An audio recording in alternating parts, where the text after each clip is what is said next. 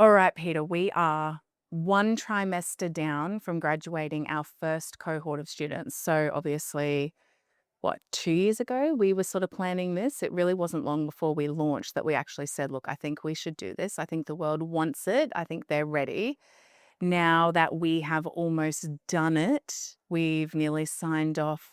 By the end, we will have done 17,000 cases that we've seen students do using purely homeopathic medicine to heal people, all manner. And we have seen complex cases, haven't we? Very. I don't know where these students have gotten these patients from, but none of them have been simple, easy peasy cases. They've been difficult or very difficult, which is kind of the niche of homeopathy anyway, hence the acronym TEETA, teeth. Tried everything else, now try homeopathy. And we do that and we do it well. Mm. And I think it's a reflection of just how many people in the world are that sick. Like, I don't think they're going out there and trying to bring us the sickest of the sick patients, for homeopathy. It's like, this is kind of what's become normal, right? Like, so many people are chronically anxious. So many people are chronically depressed, scared, angry, so we've got all of that emotionality. Then even in the physical sense, like, we are seeing the breakdown of the human body. I mean, even since you've been in practice, what you see now must look very different to what you saw. Oh, yes. And I've grown and improved and I'm up to the challenge after all these years of practice. But my gosh, it's getting harder and harder. When Sarah Valentini started talking about neuropsychiatric pediatrics, I got scared at first, thinking, oh my gosh, these little kids are actually very challenging, very challenging. But having listened and learned from Sarah, I'm now up to it and I'm treating complex children with confidence now. It's kind of a new niche for me. I kind of specialized in adults with, pretty gnarly problems like cancer and diabetes and mental health issues. But now taking on complex pediatric cases it's another feather in my bow Mm. gear. So What would you say to somebody, right, who's coming across homeopathy now for the first time and they're chronically sick, they got a whole lot going on, maybe their family's got, other stuff going on, and they come across homeopathy and they're like, oh, what's this like new thing? What would you say to them in terms of whether they need it in their life or not? yeah, if they love that person, then this is what they should be doing because this is going to get you a far better outcome than anything else I've ever discovered and investigated in healthcare in the rest of the world. So this is as good as it gets. This is humanity, we humans doing the best we can for our fellow humans and heck, animals and plants as well. We have specializations in that area. But to bring your difficult clients who haven't been helped perhaps elsewhere with conventional Western medicine and bring them to us and I we mean, can cope. even if they have been helped, right? So I had eczema, let's say. I didn't, but if I did as a child, and I'm saying, oh, but like the medicines helped me. Do you know what I mean? Pharma helped me. What would you say to that? Well, it's a philosophical discussion about antipathy versus sympathy. And traditional Western medicine opposes things, turns things off, and that shuts things down, but it doesn't complete and resolve things. So you may have palliated your symptoms, but I don't believe they would be thoroughly cured. Right? So the C word is very special. We're not allowed to use it too much, but I believe we can when we do medicine well. And as homeopaths, we do medicine well, better than most anything else I've ever seen. I know there's a niche for everyone, and I know what my niche is, and I stay in my lane, but we do what we do in general medicine very, very well. And so what happens then if families were treated by homeopaths? So before you said, if you love someone, you would have them under homeopathic treatment, under homeopathic care. Yes. And what do you think would happen to our generations if homeopathic physicians they were the mainstay of keeping us well? Families visited the homeopath every year, got some classical prescriptions, kept everyone, on that straight path. When we look at, sort of why bother with homeopathy, right? Does it really matter whether we're using natural medicines to heal or whether we're using pharmaceuticals to sort of achieve, the symptom suppression that we're looking for? And when I consider the nature of homeopathy, the article that was published in India, I posted it maybe a year ago, but they did a large cohort study where they were looking at children raised on homeopathy in India needed significantly less steroids, antibiotics, like any other pharmaceutical intervention. Yes. And so, what that proves is that for those who use homeopathy as their first line of care, you are going to need, of course, much less drugs. That's just the way it goes. That's definitely the trend we see in practice. Indeed. Even for you as a nearly 65-year-old, you don't need any pharmaceuticals. What's the No. average, amount of pharmaceuticals people are on these days? A fellow Australian of my age would typically be on 6 different pharmaceutical drugs at the same time, uh, some offsetting others in their terms of complications. That's normal, which is why the typical Australian male is expected to live to 80 and a typical Australian female is expected to live to 85 by actuarial studies. Mhm. But if we extend that with homeopathic care, we're actually physiologically built to last 115 years. Mhm. Mhm. And so you think we've been shortchanged by Absolutely. the toxicity and all of these layers and all of this distorted energy that is coming down family lines prematurely ending, a lot of our lives, making our vessels very unhealthy, very sick, mentally and emotionally as well as physically. But so then with this article published in India, and they're saying, you need so much less antibiotics if you use homeopathy. And so you think, why would our government not look at these studies and say, okay, well, we know that antibiotics wipe out the gut flora. We know that antibiotics and steroids have all of these downstream effects. If there is a better way, why are we not embracing it? If it's actually better, we know now antibiotics, your chances of having anxiety, depression in the years following, once you have wiped out your gut microbiome. And so, in light of that, it baffles me that we do not, as a nation, put people first and say, hey, there's a better way to care for this. And I think it's short sighted, right? I think, yeah, having people suppress their symptoms, keep going to work, just boom, boom, boom, it has made us actually a lot more with this ADHD, all of this, neurological issues. We aren't as productive. We are not as inspired. Human beings can function so much better with our energy in alignment. I think if the Australian government wanted this country to thrive, right, like in all ways, economically, but like communities, homeopathy would be the mainstay of healthcare. That is just hands down, it would be. And I've tried. I've had meetings with ministers, ministers' assistants, seniors in the Department of Health. I've made the trek and the pilgrimage to Canberra and the hallowed halls of Parliament, and they're very welcoming. They're very pleasant. They love to have anecdotal chats. But when it comes to the caucus and the decisions, they toe the party line, and the party line is to follow the pharmaceutical lead. Mhm. So although they might tell us lovely stories about, my mother did this and I do that, and I'm an expert in this and I love to do exercise and eat organic fruit and vegetables. When it comes to them endorsing natural therapies or having even a policy for natural therapies, they are vacant. So when it actually comes to making meaningful change that would actually benefit people, they don't really. They're They're not there. interested, they care a little personally, privately, but in terms of major decisions made at senior levels of government, no. And this is across all major parties in Australia. Mm. The Nationals, the Liberals, the ALP, Yeah. even the Greens, who we thought might be the only ones that kind of the obscure that actually give us a normal time, but they are so obscure, they only have a few seats. So it's It sounds usually like you down have to you numbers. have more faith in politics than I do, but Oh, that's why here we are, well, we right? try. I have We're to say we tried we're to trying. lobby.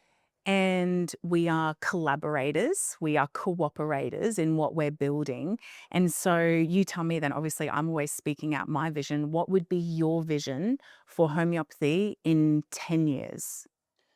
Well, clearly we can't beat the big guys, big pharma with a P, at the game that they play because of their money and power. We just can't compete. So what we can compete at is in people power, the difference we make with individuals, healing the world one person at a time and converting large numbers of people ultimately to what we want to do. And that's what we've been doing. And that's why I'm very happy to be involved with the RMDY Academy for Homeopathy and their RMDY Collective to be making a people power movement, a grassroots movement. And if we continue that, then we, in a small way, can have our heaven on earth Mhm. instead of the hell that is dictated at the moment. Amen. How do you find the caliber of remedy students? You've been in education for how many years? Since And 1990. so since 1990, you've had people graduating from whatever education provider you were at, Yes. going out into the world to practice natural medicine and transform lives. How does that compare for the last 30 years compared to the Yes. last two of Remedy Academy? Well, I don't want to be rude about all my past students, but this cohort with the remedy in the last 5 trimesters, nearly 6, are the best cohort of students I've ever seen. Now, how can I say that?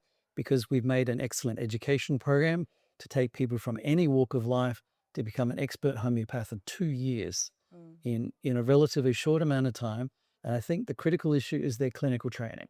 And that's where we have an expert team to make sure that they are synthesizing all of their homeopathic knowledge, all of their social skills, their emotional and intellectual capacity to do fabulous clinical work. That is the ultimate test. And seeing what we've seen with our students putting 17,000 cases before us over the last 3 trimesters of 6, we can see how we've turned those clients, those patients of our students around with difficult and very difficult cases, mm, getting better mm, remarkably in a rapid and gentle timeline, mm, and also at minimal costs because of how well we subsidize all of that. mm.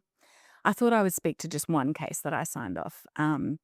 Recently, I could, it would be endless if we were to try and think of like favorite cases because there is so much that is just, it's unbelievable, what homeopathy can actually achieve. So, people coming in with 25 years of chronic constipation, like going to the bathroom to pass stools once every 10 days. For 25 years, that intensity, the student prescribed syphilinum 3 times weekly and then just completely resolved. Or we have children who have been told they need to get their adenoids, their tonsils removed. And I had this one recently, and it was a teacher who looks after my children. And her daughter was having to get her tonsils out. And she was like, "Is there anything you can do?" And I said, "Well, how long have you got?" And it was only a couple of weeks before the surgery. And I said, "Well, I'll do my best to try and like heal it." And when I looked at it, it was a strong syphilitic, strong carcinogenic myosm. I said, "Well, buckle up, but I'm going to give you this and it might blow out a load because we're trying to understand, of course, with that daughter, why at 5 years old are your tonsils so inflamed that you can hardly breathe? You're snoring at night. You're a 5-year-old little girl. Why is this going on?" And so I can see it's miasmatic. I give her the remedies in a nice, strong home accord, powerful, and she breaks out in a rash head to toe. I saw the photos. Head to toe.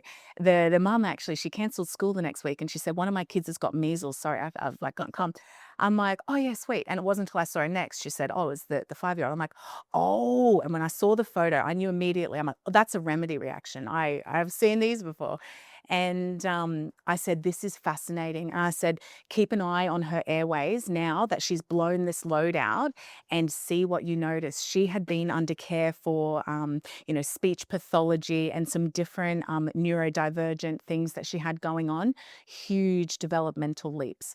And this is what we do, right? We just save. It's one little girl, right? One mum asking me, "Hey, can you help?" And we give these quick little bottles. I had them right there, like at the house. I'm like, "Yeah, look, take these."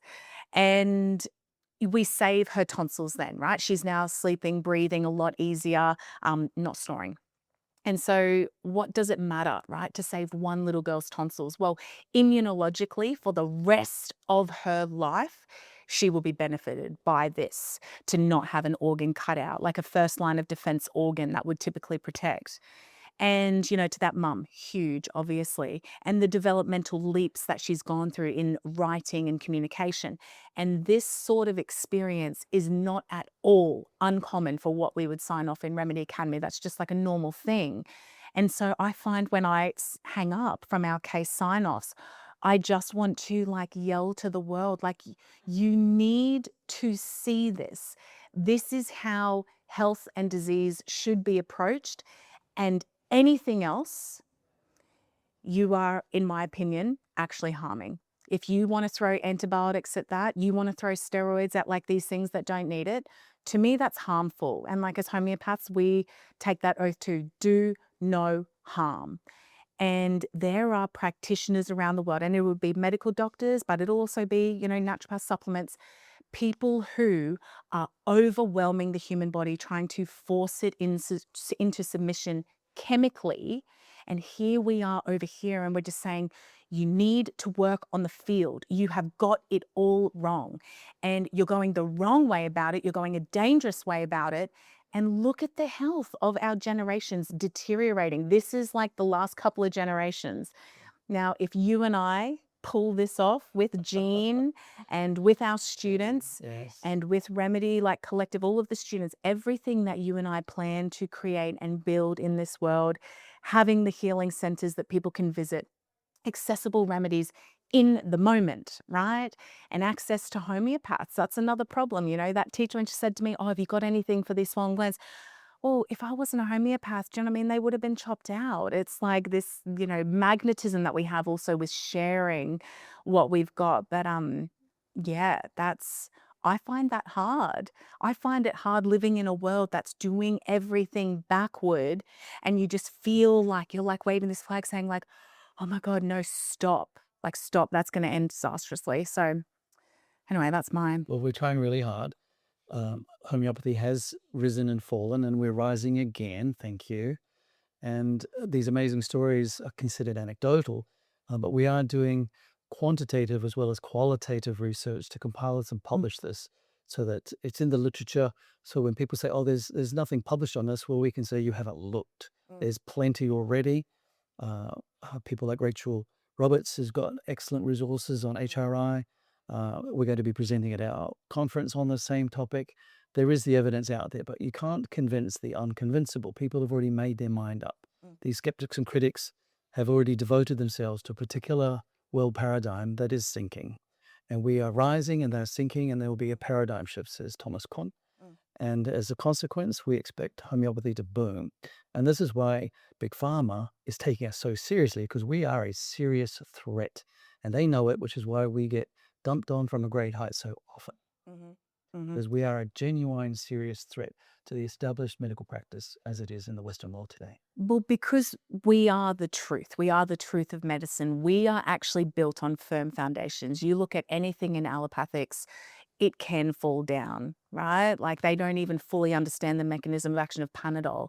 And now they're now putting in the news, you know, the links to autism and all of this. They muck with stuff that they don't really know what they're doing, in my opinion. And you can use it, do you know what I mean? Like we're all down for using it if and when we want, but in an informed way. But when an 11-year-old with severe anxiety, so crippling she can't leave the house, is taken to what the Australian government is saying, the authority, like go to the doctor, and they can only offer you a like chemical concoction, you know, to sort of wipe that out, but it robs you of so much else in life. When you could go and see the homeopath and have the root of that anxiety actually transmuted out and have actual freedom and actual joy, which a lot of people on anxiety and depression meds are not having, that to me is where it like comes undone. It's all like people can have their choices, right? You want to like stay, if pharma's working for you, like good for you, you go Glen Coco, right? But a lot of people are looking for the option, but they've not found it yet, and they will find us. So that's why we're doing these recordings. We're getting into social media, marketing and advertising, publishing and letting it known to the public that there is another alternative. Yes, you might have to pay for it out of your own pocket at this time, but it's a genuine and worthwhile investment in your health, because you ask people of retirement age, they'll say there's nothing more important than good health. And we can offer you that. If you haven't got it, we can turn it around and get it back. Or if you're young enough, we can keep it or look after it and, you know, be a good custodian of it for the rest of your long life, long, healthy life. What do you love most about being a homeopath? Practicing medicine to my best capacity and translating that into my students and my patients for a better outcome for you, me, and everyone in the world, including, even as I touched on, our plants and our animals as well. How many times have people come to you and said, oh, the doctor told me like this can't be resolved? How many actual times do you think you've had people come in there with some limiting belief of how much they can heal and they say, oh my Lord? Innumerable. I mean, to make it a bit funny, clients say, Peter, you're the miracle worker. You're the Messiah. I've got one foot on a banana and the other foot's in the grave. I'm about to be pushing up daisies and you've got to rescue me. Oh, yeah. Hallelujah. Yeah. And then I do it and they go, oh, thank you very much. And then word of mouth is our best advertisement. And so they send their children, their relatives, their friends, and even their enemies in to see us, and we help them all. It's rare that we fail. we get well over a 90% success rate. So it's rare to have a client who doesn't respond a little or a lot and shorter or longer time frame. So we do an excellent job, but we're just not recognized. Well, I don't mind, but it just means that We like doing our good work in private. No one on our case, no one telling us how to do it. And that's why I guess when we started our academy, we did it purely how we wanted. What is the most elite way to roll out homeopathic education? Forget the hoops that you want me to jump through or any government, what they want to put on me, what you can and can't say. I'm like, no, I want nothing to do with you. We're going to do this privately and we will say nothing but the truth as we can see it, as we can prove it. And as that evolves, as we learn more, we always update our students like this is the latest in homeopathy that we've found to be successful. We must keep evolving. And on that note, what do you think about the evolution of homeopathic education? Obviously, there's well, we are it. Although we've been talking about it in homeopathic circles for decades, no one has done it until now. But Jean and I, we've been in homeopathic education circles for decades, and we've been doing it the old way, and we decided we would do something better that we've been eager to do, and we've done it, and we've rolled it out, and we've made it accessible to people from all sorts of walks in life with no minimum education requirements to join us, and excellent competency on graduation in 2 years' time. So it's doable. And if we can turn these sorts of students into these sorts of excellent practitioners in this amount of time, we have an excellent product. So we can be very proud at the RMDY Academy of our education and even our business aspects of turning out people who will be successful in business and have successful financial small businesses as well. Amen. So looking to the future then, we are obviously 14 weeks away from graduating this cohort. We have already started onboarding a few hundred more people who would like to be homeopaths, who are feeling that call, that like purpose and that passion. And I don't know about you, do you ever think like, wow, how did I actually get so lucky to have like found this? Do you actually ever think that? Well, I do because ever since I was 14, this has been my goal and I've stuck by it. I had opportunities to duck and weave and do other things, but I've say committed to this. My one goal in life was to be the best physician I could possibly be and translate that into education and making a difference for clients and students and the world therefore. So uh, it's taken me whatever that is 50 years to get to this point, and it's 50 years well worth spent. It's a life well lived to get to this point, to have the opportunity to work with the RMDY Academy and all the team and all the students to have this sort of renaissance in the practice of medicine in Australia and in the world. I love that. And it's actually like so cute for me, I think, to see even the evolution. I've known you, did we figure out before 13 years? 14 years now, 14 since years you were we've a known student each of other, mine. Yes. which is funny because I just feel so young still. That 14 years is like, what? But, when I knew you, yes, you were a wizard. You had your long gray hair, so real feeling into the hippie homeopath kind of vibes. You were kooky, but, your confidence, like in what you could do, I'm like, is this guy crazy? Like, or is he for real? And then obviously I hung around you more and I started to see these people coming through with these outrageous transformations. Of course, then had my own experience with homeopathy with you. And but at that time, you were very much, I view you as like the doing your magic, but like on your own. Like you would be going to all of these meetings, right? And you're going with your organon, which is like our homeopathic Bible for anyone who wants to know. And you're going and you're doing meetings and tearing apart like paragraph by paragraph, the depths of philosophy of homeopathic medicine. Like your level of like nerdiness and commitment, I think, That's it. to homeopathy, Commitment. it's commitment over the It's years calling. of, and it's so funny. It's like you're a bit of a dog with the bone. I think a lot of us are like that. I know I have like bits of that where I want to know everything. It's going to take me a lifetime to know as much as I want to know about homeopathy and being a homeopath. Um, but I feel like I started referring people to you and like here I am sort of like this young, excited, wow, what is this sort of medicine? But like being able to bring the people who have spent their life dedicated to understanding homeopathy, like in the best ways.